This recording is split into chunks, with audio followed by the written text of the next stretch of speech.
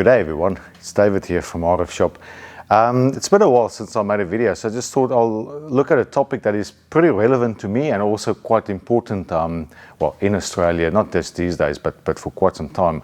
There are many videos about this one, so it's not like I'm saying something out of the ordinary, but I found specifically when I talk about the Cel Fi GO, there's missing information, and I think I just thought with our style and just go through the whole process, just explain what the product is, some of the limitations, and of course I'll end up with a demo which we're going to Rapid Bay tomorrow to dive Rapid Bay down in South Australia. There is basically no 4G signal at all, so we'll power up the Cel Fi GO and I'll just do some tests to demonstrate how it actually works and how well it works. So just basically as a summary, I guess the Cel Fi GO is a new generation model from Nextivity, a US company. It's actually been around for, I think it's about 4 years, 3 or 4 years, so it's not like it's new, but previously it was a system where you had amplifiers with one unit and another one, and then those two had to communicate wirelessly, so one had to be in the window and then the other one somewhere inside your house. Now with the Cel Fi GO, it's a single unit that's an amplifier, it's a booster, so that's the kind of the crux of what it does for you. Very important, before I go into anything else, this is the only legal and approved product in Australia at the moment. This is 2021. So if you have anything else that's not Cel Fi boosting a 4G signal in Australia, you might want to look at an alternative, which would be the Cel Fi. Now, it can also be called the Telstra Go, because of course Telstra has been using this for quite a while, and if you go to Telstra, they might talk about a Telstra Go. You may also hear the word the smart antenna. So smart antenna was specifically for the previous generation, which was 2 units, a main unit and a satellite unit. But people do also refer to this solution as a smart antenna, which, well, that's fair enough. Let's run with that. One of the first things to remember, if you get a booster like this, it is a booster for one network only. So it's either a Telstra booster or an Optus booster or a Vodafone booster. Can't do anything else. Also, this thing won't work overseas. It will only work on that network here in Australia. The Cel Fi GO has 2 models, the Cel Fi GO, which is the original generation, the grey one that you often see, and then there's the GO 2, which is the newer version in black, and it looks a bit more rugged as well. There's a big difference between the two, and it's important to know that, of course, we get a lot of questions saying, I want the 2 because the one seems to be the older version, which technically is correct, but there is also another thing. So Telstra approved the original GO. Optus also approved the original GO. The GO 2 is approved for Optus and it's approved for Vodafone. So if you're a Telstra customer, you can only go for the original one, and if you are Optus customer, you could go for the old or the new one, and for Vodafone, you can only go for the new one.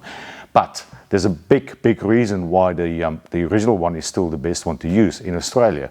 It's a simple reason. It's band 28, which is 700 megahertz, is supported on the original unit, and the new version, it does not support band 28. There is, of course, the new one has newer features, such as it can do both 3G and 4G at the same time. So that is the new one, but I mean, if you ask me, that's really, for what you want to achieve, it's basically getting better reach, further distance. You want band 28 because that's another one.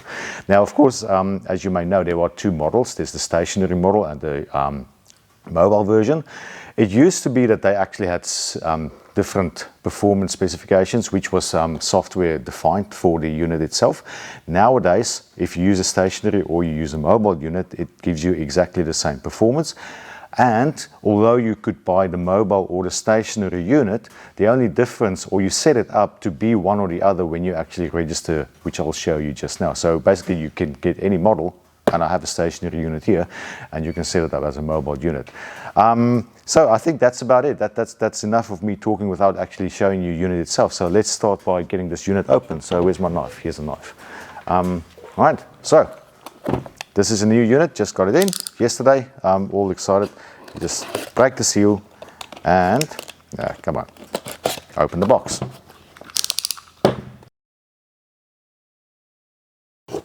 The first thing you see when you open it up is, of course, the paperwork. So paperwork is not just for for information and to put it away. This is very important. I'll show you just now what needs to be in there. So there's a warning sign. The warning says you must register the smart signal repeater, and you have to listen to that, otherwise you're going to have a problem within 15 minutes. And then the other paperwork is more technical stuff, quick start guide and other information. Of course, there is the unit itself, the Cel Fi. So that's what it's all about.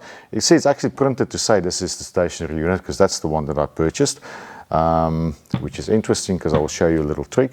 And then with the stationary unit, the power supply that comes with it is a 240 volt power supply. Now, what else is important is hidden inside the box. There we go.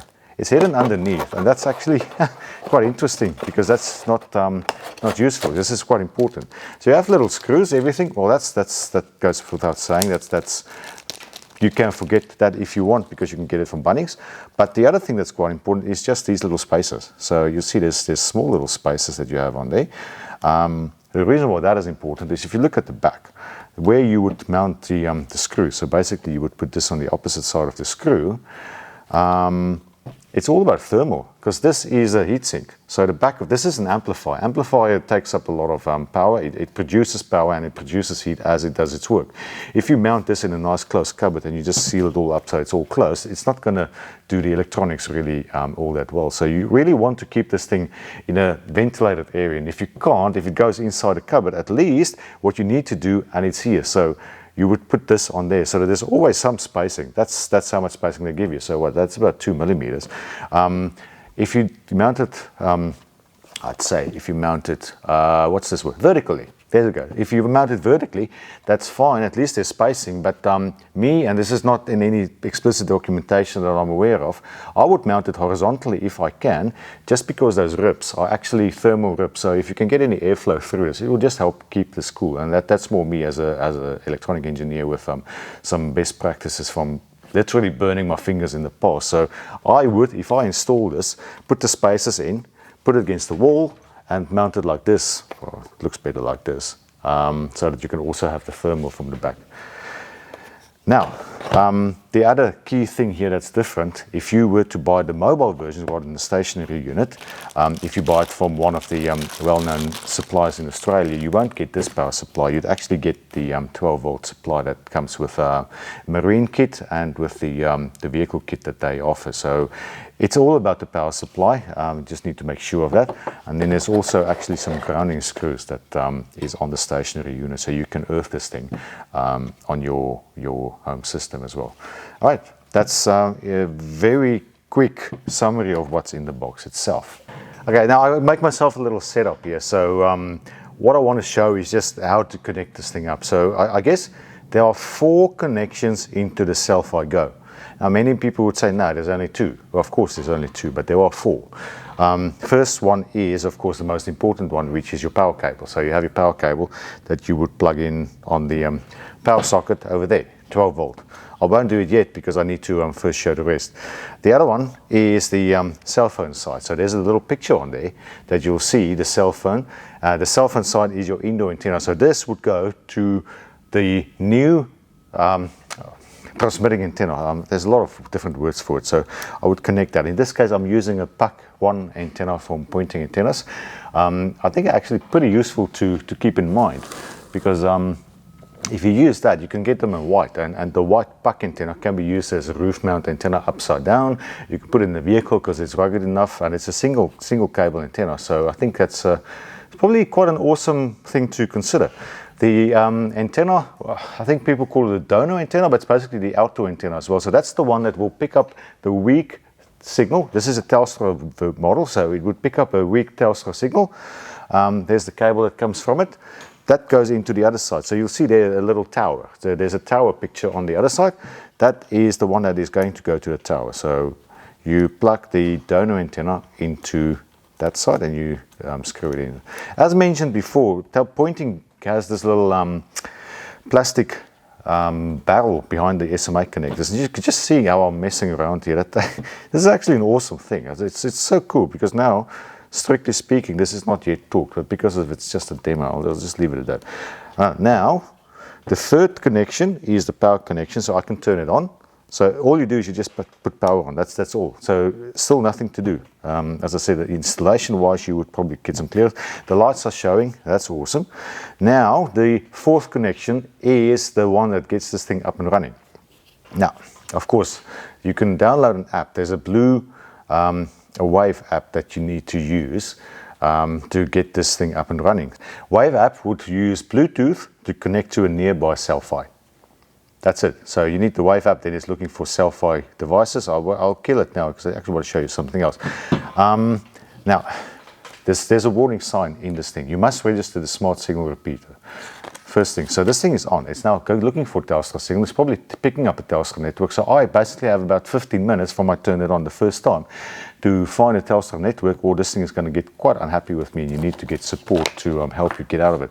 What I just wanted to show, there's smartphone app. So there's a Wave app connection, but there's also a desktop app. So if you don't have a phone, if you don't have anything like this smartphone or so that you can get an app downloaded to connect to this device, there is USB. So it doesn't come with USB cables on the setup, so you have to be prepared for that. But there is a USB port. You can plug it into your laptop and you can follow the instructions there to get a PC connection to the device rather than an actual Bluetooth connection. I'm going to do Bluetooth. I'm going to just record my screen and I'll show you the steps that you have to go through because I think it's really important to just show this in person. Right, so first of all, Bluetooth is on. I'm going to start recording. 3, 2, 1. It's recording my screen. Good. All right, I'm on. So now let me show you. You go into the Wave app. This thing opens up. You do nothing. I have enabled Bluetooth on my device. These two will talk to each other. Searching for Cel Fi devices.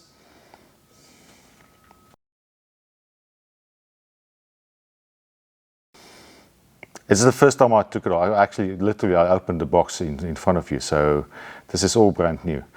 Enable notifications. So that just would give you information to use with the device. There we go. Please register your device. See, I didn't touch this at all. It's all happening automatically. So I'm going to do myself. David. The Hi. That's how you pronounce my name, by the way. The Hi. Company. RF Shop.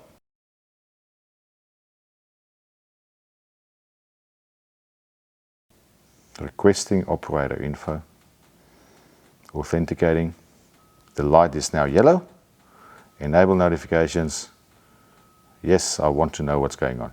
Telstra coverage 3G boost, so there you go, this is currently the setup I have, signal strength, signal, but I'm literally about half a kilometer away from the Telstra network, so I'm not going to get into detail on what I see on the screen here. I'll do that tomorrow when I am at Rapid Bay, but for now, this is just up and running. Things look okay. You do get a lot of people who complain when they set this up and say, but it's not boosting or anything. It won't boost if there is no need to boost. That's it. So it's simple as that and it makes sense. Settings, booster name. I could change this if I want. I might just do that. Now, what I want to do is I'll move this thing around. This is stationary at the moment, so it's registered here and it's going to be used here, but that is not going to help us much. Antenna settings, you can do antenna position test, booster settings. See, this is the important part, mobile or stationary. Technology, it's on 3G. For some reason, it's set on 3G, but I want it on auto, so I'm making it auto so that the unit itself will still decide what to do. And I'm trying to change it to a mobile unit. Only one antenna that has... Okay, that's accepted. So we say this will be all good. What do I do? And see, if you look at the bottom there, band 28 is shown. That is on this grey unit. You won't get that on the other ones. Looking for updates. Downloading configuration. Updating 1 of 3. 2 of 3. And all my lights changed as I was busy with this. While this is busy, you have a quick start guide. It gives you some information. Now, very important, it actually talks about the isolation. I wanted to mention this. So while this thing is happening in the background, the most important thing to remember is you need to have isolation between your indoor and your outdoor antenna. This antenna, when it's on the inside, if it's on a car, if it's on a boat, if it's in a house, should be far away from this one. And we're talking about radio away, far away. So there should be metal or some obstruction, or they just shouldn't see each other. And you can dig into technical detail why this is needed or not, but just think about a microphone scenario. You have a microphone in an auditorium or so. If the guy walks into the speaker, you get the ringing. Ringing means that you basically pick up your own sound. So if this thing boosts, that antenna is going to pick it up. So you get the same effect that it's actually going to boost itself, which can't happen. It won't do it. So they have to be isolated from each other. That's why that is. And the unit itself will actually tell you there's something not working. I'm pretty sure at the moment it would be very unhappy with me if I actually tried to use it. It would see that that antenna is transmitting. This thing is equally well picking it up. So this is not a real world scenario. I just wanted to show you the process and what it actually doesn't. As I'm talking to you, there's nothing I can do. It's all happening in the background. So it's pretty awesome. I love it. It is that easy. Everything gets done automatically. You just have to register, and then you just have to set it up the way it goes, and it runs. It's installing software. I'm just going to leave it as is.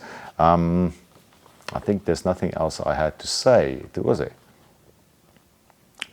Tomorrow I will go and do a test at Rapid Bay. I'll get this finished, then I'll say another thing. But for now, I'm just waiting.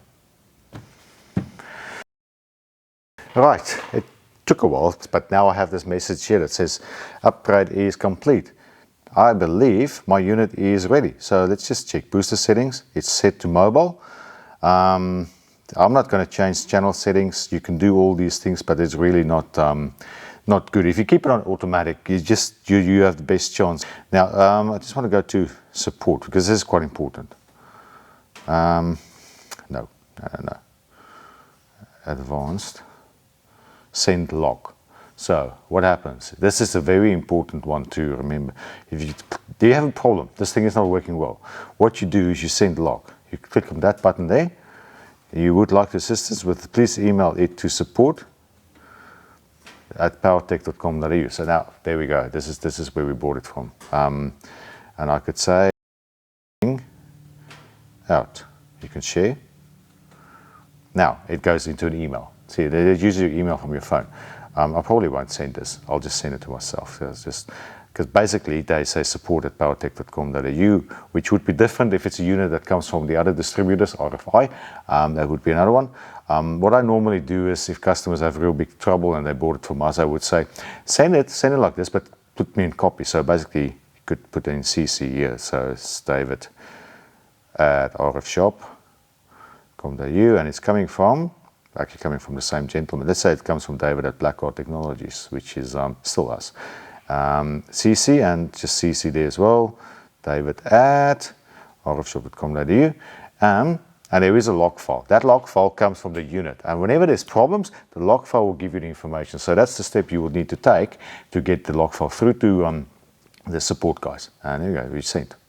Email sent. And it uses the email app from your unit itself. So that was under advanced. Send log. That's really it. I'm ready. I'm packing up now. I'm going to Rapid Bay tomorrow morning, and we'll set it up, and we'll actually do a demonstration rather than, and I'll show you before and after with this unit up and running and this unit not running. There we go. Thank you. Good day, everyone. I'm here at Rapid Bay now for the test that I mentioned in the video yesterday. I didn't use the LPDA. I have it with me, and I had it set up initially, but because it seems to be on the tripod and with the conditions here just not quite working that well, I used the XPOL-2 that I wanted to use for the next experiment after this as well, and that works well. So at the end, this is an XPOL-2. The other thing that I learned as I went along is I thought inland is where my signal is going to come from, but I can only get a 3G connection from the inland base station, but down the coast actually towards the well, north in this case, Second Valley, that's where I got a signal from. I got a 4G connection, so that's now up and running. So it's a 4G, it's one of the ports from the XPOL-2 is through to my Cel Fi GO there. Now that metal shield there, that's the roof of my metal house that I have. It's actually lying there under the table. That's just to create that isolation that I mentioned. What I didn't mention yesterday, Cel Fi is probably best, a really good solution for voice, for data. That's another topic for discussion for another day, and actually the experiment after this that I will do. But what I have is the Cel Fi up and running. If you look at my the data on my actual app, it says things are looking good. It's boosting. It's not happy. It doesn't say there's a lot of signal to work with, but it does say things are good and it is boosting. So if you look at the Teltonika, which I'll show now, it has a really strong signal that comes in. So at the moment my RSRP on my Teltonika is, I'll just record this, minus 72 dBm. RSRP, the RSRQ and signal to noise is not so wonderful. It's we're in the middle of nowhere. There's really not a lot of a signal, but the cel fi is picking up what we can, and we actually have a connection. If I just go over to throughput, see, I'm not expecting miracles here. That was a previous measurement.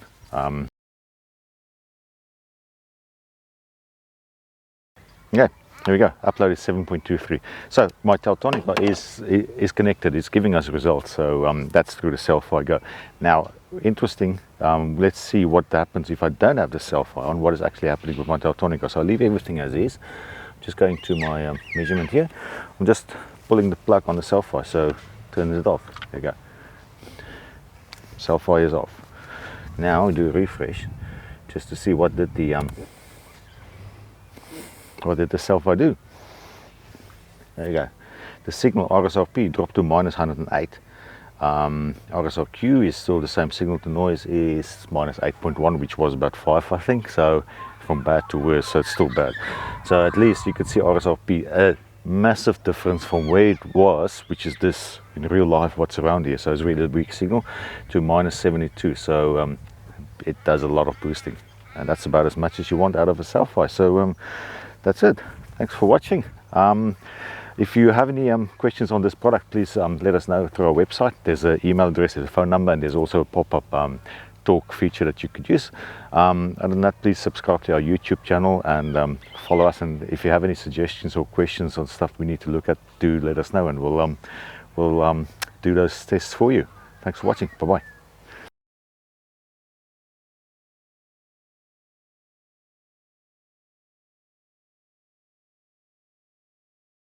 Set up with a LPDA, you need to reserve an hour or two to really get it going. I myself, at the moment, I'm here to dive, so if I don't get it done, stuff that.